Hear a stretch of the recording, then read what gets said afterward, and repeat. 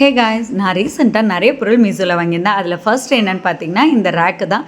இந்த ரேக் எதுக்காக நான் வாங்கியிருந்தேன் அப்படின்னு சொல்லி பார்த்தீங்கன்னா, கிட்ஸோட பொம்மை எல்லாத்தையும் போட்டு வைக்கலான்னு வாங்கியிருந்தேன். ஸோ இதோட குவாலிட்டி பார்த்தீங்கன்னா ஓகே, ரொம்ப நல்லா இருக்குன்னு சொல்ல முடியாது, ஆவரேஜாக இருக்குது. கொஞ்சம் லோ குவாலிட்டி இருக்க மாதிரி தான் இருக்குது. பட் இந்த ரேஞ்சுக்கு ஓகே அப்படின்னு சொல்லலாம். மேபி 1000 மேலே வாங்கினீங்கன்னா மேபி ரொம்ப நீட்டாக கூட இருக்கலாம். பட் இது எனக்கு ஓகேவாக இருந்துச்சு. ஸோ நம்ம ஃபிக்ஸ் பண்ணும்போது மட்டும் கொஞ்சம் நீட்டாக பார்த்து ஃபிக்ஸ் பண்ணிக்கோங்க. நான் இது ஃபுல் வீடியோவாக நான் சேனலில் போடுறேன், நீங்கள் பார்த்துக்கோங்க.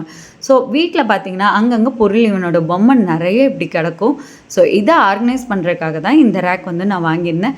ஸோ இது எல்லாமே இதுக்குள்ளே இந்த ரேக்குள்ளே போட்டு நீட்டாக ஆர்கனைஸ் பண்ணி வச்சாச்சு. இவனோட பொம்மை எல்லாமே ஒவ்வொரு ரேக்லேயும் போட்டு வச்சுட்டேன்.